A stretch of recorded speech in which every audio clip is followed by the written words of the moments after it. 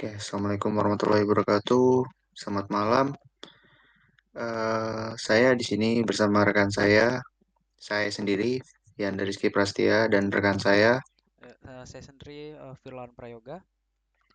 eh, Pada hari ini kita akan menjelaskan mengenai penelitian kita, sistem SLR kita, yaitu Sistem Literatur Review, dengan judul Analisa Segmentasi Pelanggan pada Industri Retail untuk Optimalisasi Strategi Pemasaran. Oke, pertama-tama saya akan menjelaskan mengenai abstraknya dulu. Di sini yaitu segmentasi pelanggan adalah strategi penting dalam industri retail untuk meningkatkan efektivitas pemasaran dan memahami kebutuhan pelanggan.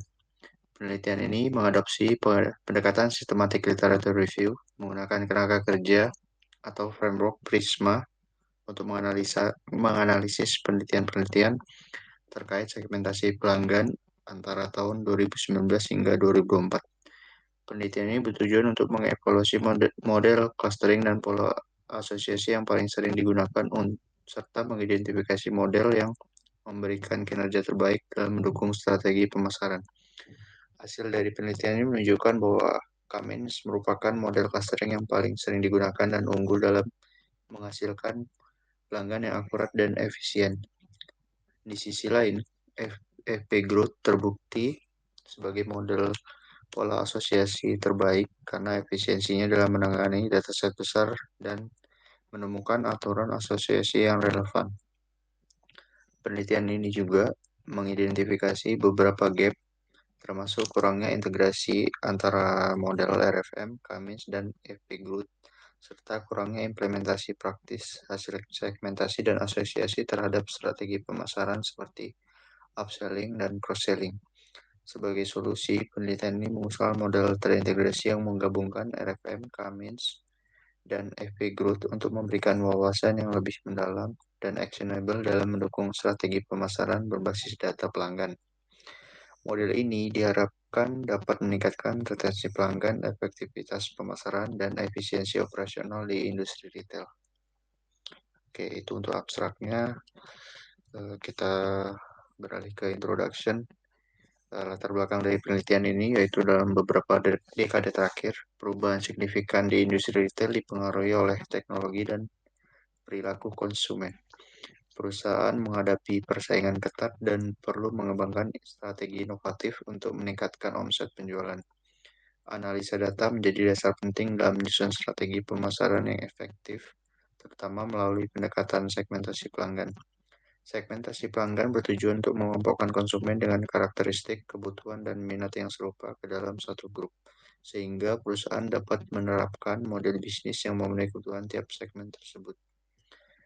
Penelitian ini bertujuan untuk mengkaji dan menganalisa mengenai segmentasi pelanggan pada industri retail.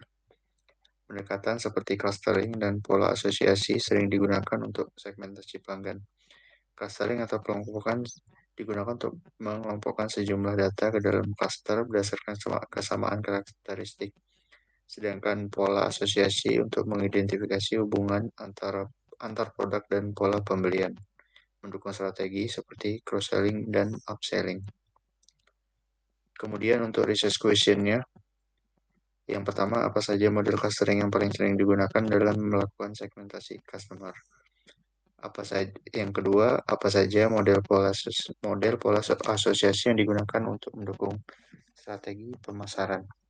Yang ketiga, model clustering apa yang menunjukkan kinerja terbaik dalam segmentasi pelanggan berdasarkan penelitian sebelumnya? Eh, Research question yang selanjutnya yaitu model pola asosiasi apa yang menunjukkan kinerja terbaik dalam mendukung strategi pemasaran berdasarkan penelitian sebelumnya.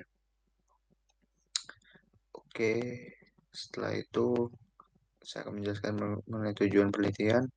Yang pertama yaitu untuk menganalisa model clustering yang paling sering digunakan dalam melakukan segmentasi customer.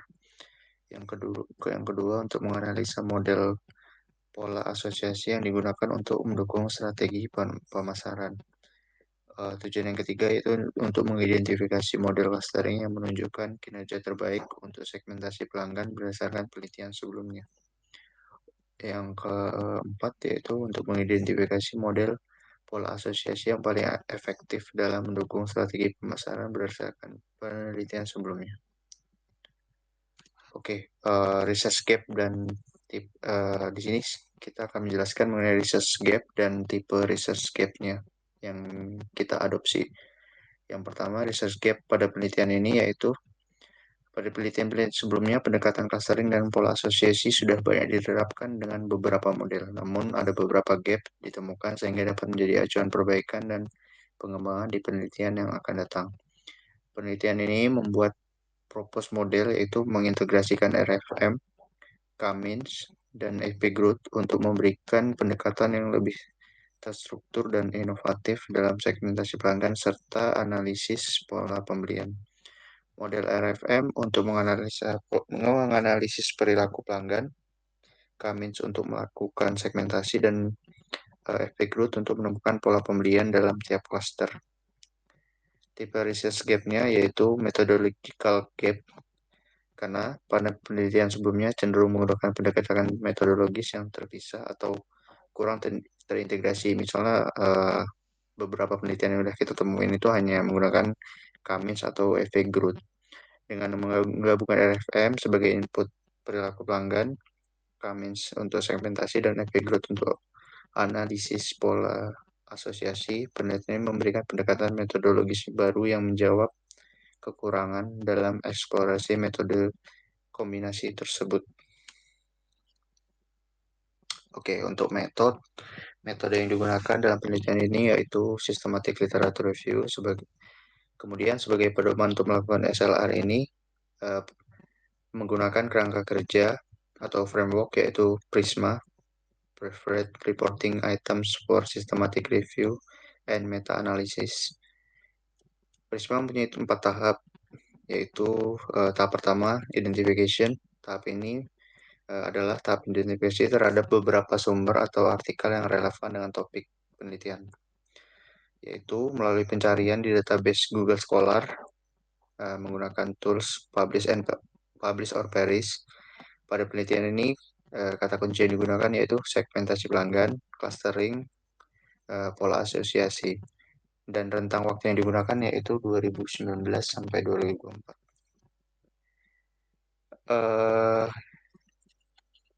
Eh, tahap yang kedua yaitu screening. Tahap ini merupakan tahap melakukan screening terhadap jurnal-jurnal hasil dari identification berdasarkan kriteria inklusi dan eksklusi.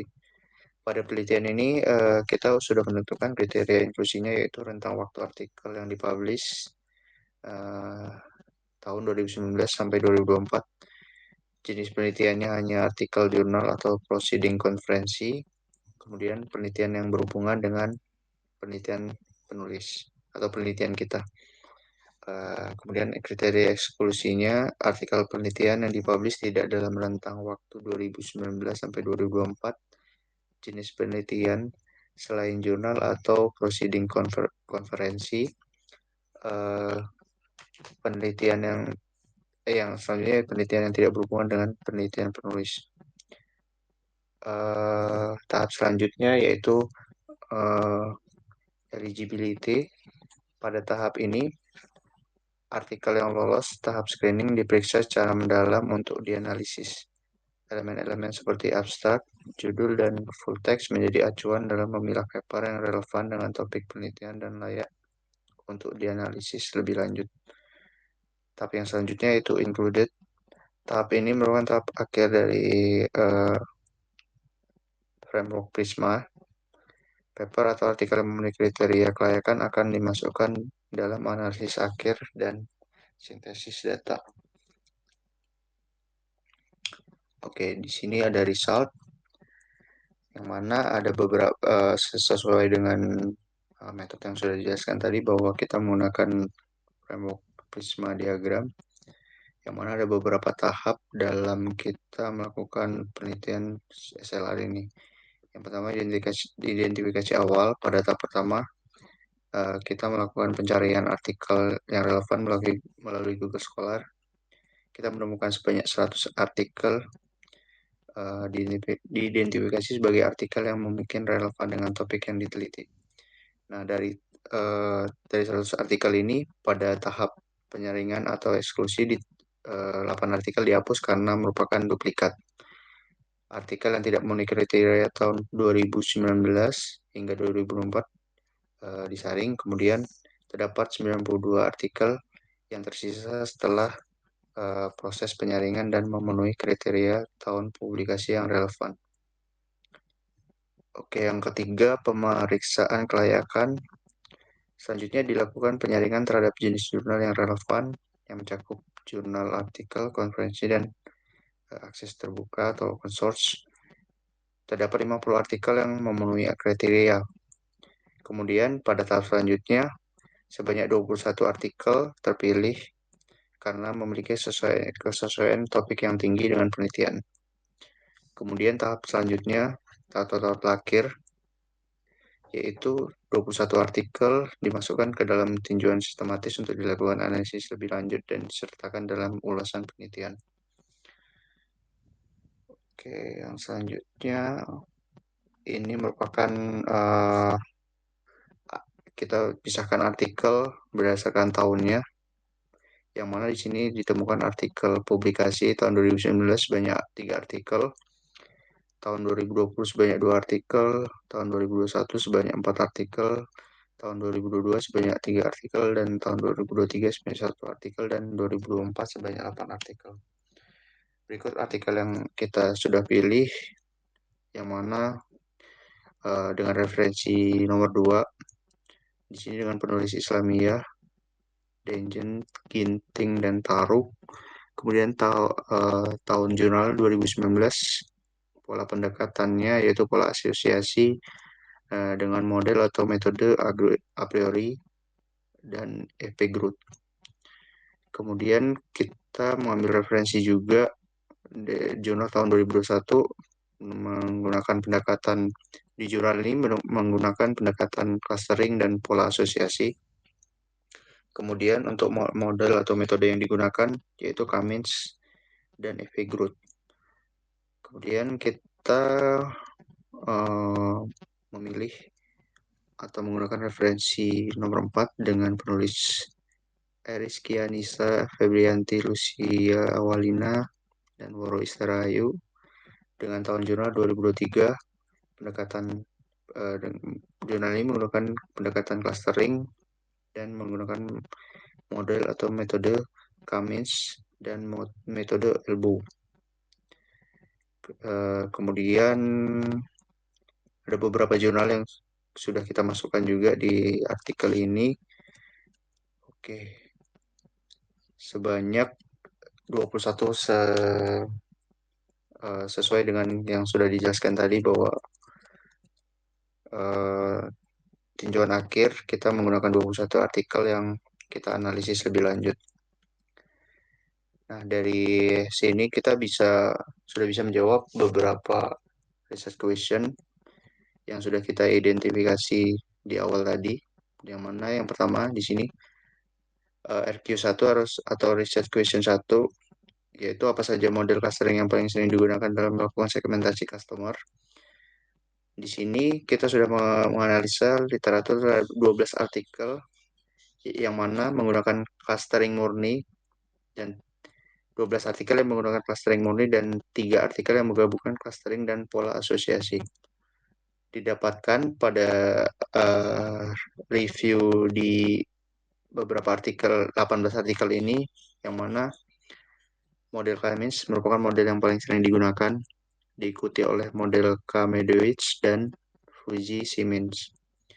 Jadi untuk research question ini jawabannya yaitu metode Cummins atau model Cummins merupakan model yang paling sering digunakan dengan referensi yang ada di tabel berikut ini. Oke. Yang selanjutnya research question 2 akan dijelaskan oleh rekan saya, Mas Firlan. Silakan, Mas. Oke, terima kasih Mas Yanda. Selanjutnya untuk research question 2 yang seperti tadi udah dijelaskan, untuk research question 2 yaitu apa saja model pola asosiasi yang digunakan untuk mendukung strategi pemasaran. Di sini kita menggunakan evaluasi terhadap 6 artikel yang menggunakan pola asosiasi murni dan juga 3 artikel yang menggabungkan clustering dan pola asosiasi. Dalam evaluasi terhadap 6 artikel tersebut, model yang paling sering digunakan adalah model a priori dan FP growth. Kedua model tersebut mendukung strategi pemasaran dengan cara mengidentifikasi produk yang sering dibeli bersamaan dan mendukung pengembangan strategi bundling atau rekomendasi produk. Eh, Berikut merupakan evaluasi terhadap tabel evaluasi terhadap 6 artikel. Salah satunya ada yang ditulis oleh Islamiyah dengan Ginting dan Taruk. Yaitu artikel tahun 2019. Di situ menggunakan pendekatan pola asosiasi untuk model yang menggunakan a priori dan FP growth. Pada penelitian tersebut mendapatkan hasil FP growth digunakan untuk menemukan pola asosiasi dalam tiap klaster. Ditemukan 8 produk yang sering dibeli bersamaan seperti meja makan elit dan rak piring Asia Jaya. Selanjutnya untuk contoh artikel kedua, ya di sini kita evaluasi terhadap eh, untuk artikel ditulis oleh Cindy Genjang Setrioni, Ega Kusliasari, Lufti Rahmaelita, Cynthia Ayunda Putri pada tahun publikasi 2021. Di situ menggunakan pendekatan clustering dan juga pola asosiasi. Untuk model atau metode yang digunakan pada penelitian tersebut yaitu menggunakan model K-means dan juga FP growth. Untuk hasil tersebut membentuk 5 klaster pelanggan dengan Davis Bouldin Index atau DBI 0,500. Langsung next saja kalau nggak masih ada. Di sini juga terdapat sisa yang tadi kita mengevaluasi pada research question yang kedua ini mengevaluasi 6 artikel yang sama. Langsung next saja Mas Anda. Ya. Selanjutnya untuk menjawab research question yang ketiga yaitu terkait model clustering apa yang menunjukkan kinerja terbaik dalam segmentasi pelanggan berdasarkan penelitian sebelumnya. Berdasarkan analisis yang telah kita lakukan terhadap artikel pada penelitian sebelumnya, dapat disimpulkan bahwa K-means merupakan model clustering yang paling banyak digunakan dalam penelitian yang sudah dievaluasi dan juga menunjukkan kinerja yang unggul dalam segmentasi pelanggan. Model K-means unggul dalam hal efisiensi dan menghasilkan klaster yang jelas dan konsisten. Model K-means dipilih sebagai model clustering terbaik dalam segmentasi pelanggan dikarenakan kemampuannya dalam memberikan klaster yang efisien, akurat, dan juga dengan kebutuhan bisnis di berbagai industri, termasuk industri retail, sangat cocok untuk menggunakan model K-means.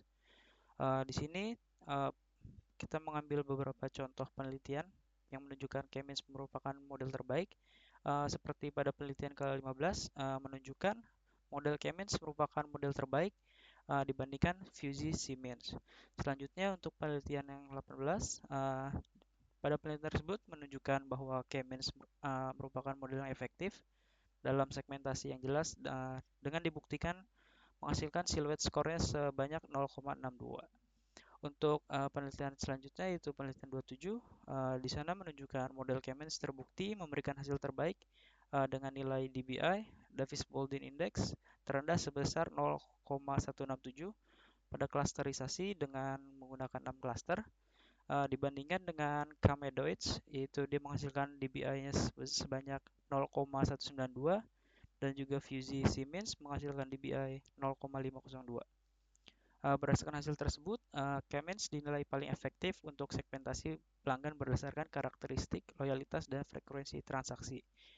Berdasarkan penelitian 3 ini yang kita evaluasi, maka untuk menjawab research question yaitu terkait model clustering apa yang menunjukkan kinerja terbaik dalam segmentasi pelanggan berdasarkan penelitian sebelumnya, kita menyimpulkan bahwasannya model K-means merupakan model yang terbaik untuk clustering. Langsung next aja Mas Hendra. Selanjutnya untuk menjawab research question yang keempat yaitu terkait pola asosiasi apa yang menunjukkan kinerja terbaik dalam mendukung strategi pemasaran berdasarkan penelitian sebelumnya. Berdasarkan beberapa analisa yang kita sudah lakukan terhadap beberapa artikel pada penelitian-penelitian sebelumnya, didapatkan pada model pola asosiasi yang menunjukkan kinerja terbaik dalam mendukung strategi pemasaran yaitu model FP Growth.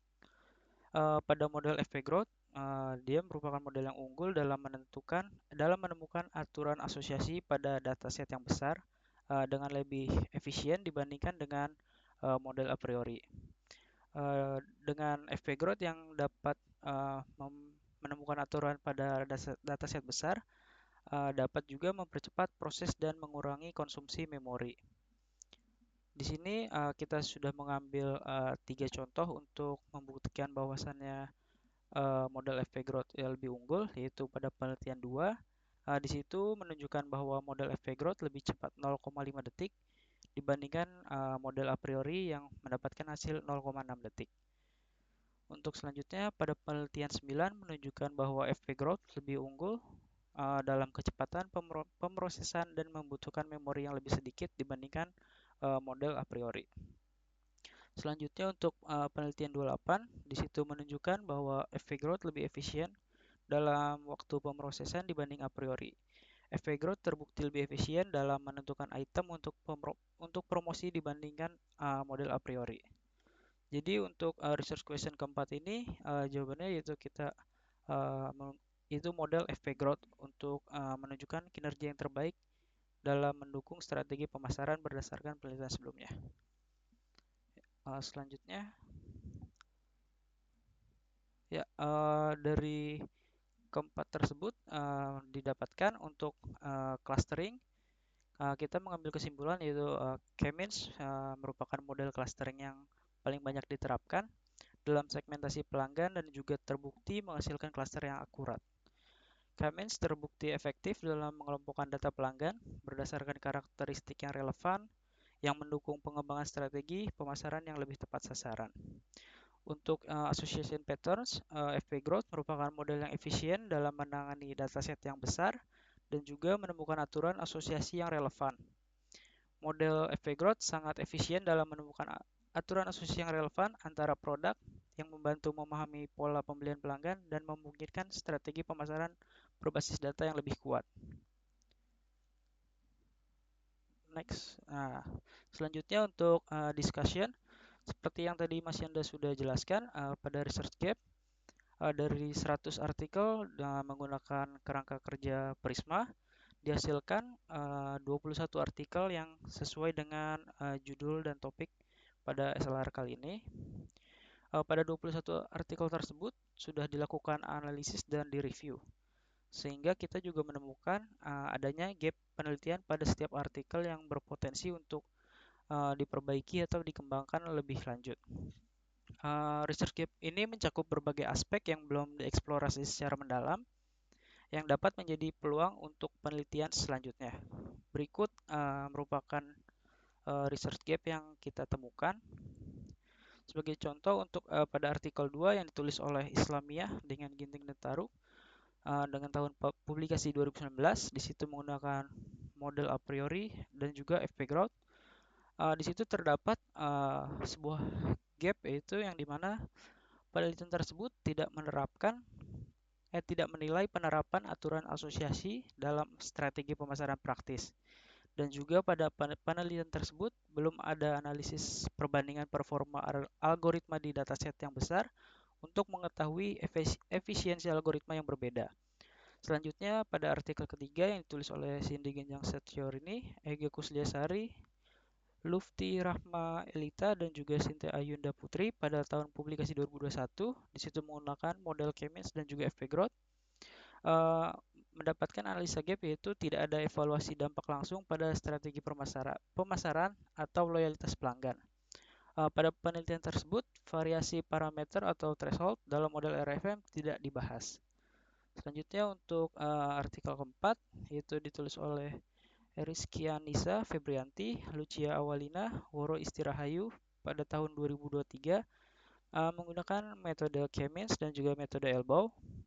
Pada penelitian tersebut terdapat gap yaitu berupa segmentasi berbasis RFM terbatas tanpa evaluasi efektivitas jangka panjang strategi pemasaran.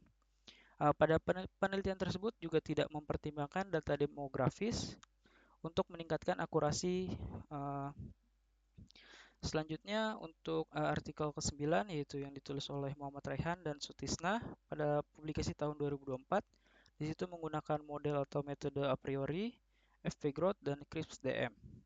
Pada penelitian tersebut tidak mengimplementasikan aturan asosiasi dalam strategi pemasaran yang konkret, sehingga berdampak terhadap penjualan atau kepuasan pelanggan yang belum dianalisis.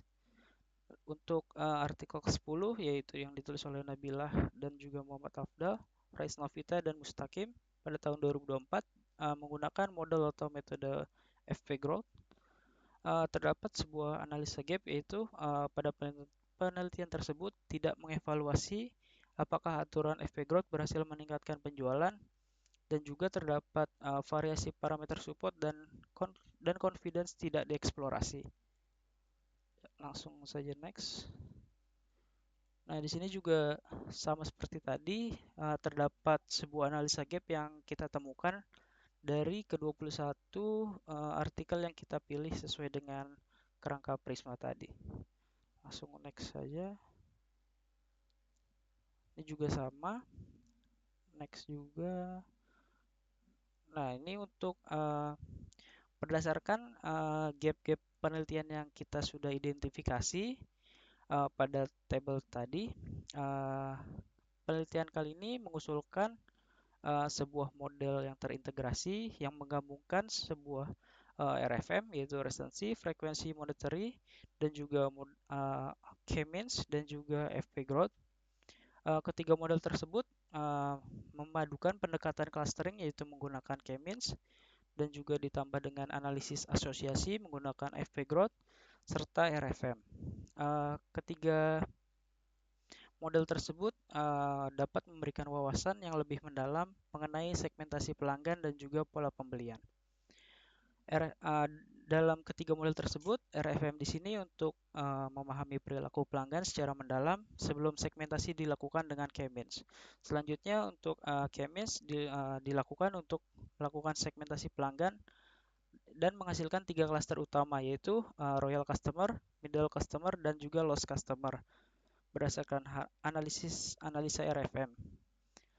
Dan yang terakhir yaitu melakukan efek growth, itu di mana untuk mengidentifikasi pola pembelian yang spesifik untuk masing-masing segmen dan juga memberikan rekomendasi yang lebih personal dan relevan. Nah, untuk conclusionnya, pada penelitian ini telah melakukan tinjauan literatur sistematis terhadap 21 artikel yang berfokus pada segmentasi pelanggan di industri retail. Hasil analisis menunjukkan bahwa K-means merupakan model clustering yang paling banyak digunakan dan juga terbukti efektif dalam menghasilkan klaster pelanggan yang lebih efisien dan juga akurat. Selain itu, FP Growth muncul sebagai model pola asosiasi terbaik karena keunggulannya dalam efisiensi pemrosesan serta kemampuannya menangani dataset yang besar dan juga menemukan aturan asosiasi yang relevan. Yang kedua, meskipun demikian, terdapat beberapa gap yang belum diatasi dalam penelitian sebelumnya. Sebagai solusi untuk menangani gap tersebut, penelitian ini mengusulkan model terintegrasi yang menggabungkan antara RFM, K-means, dan juga FP Growth dalam menghasilkan sebuah segmentasi pelanggan yang lebih spesifik.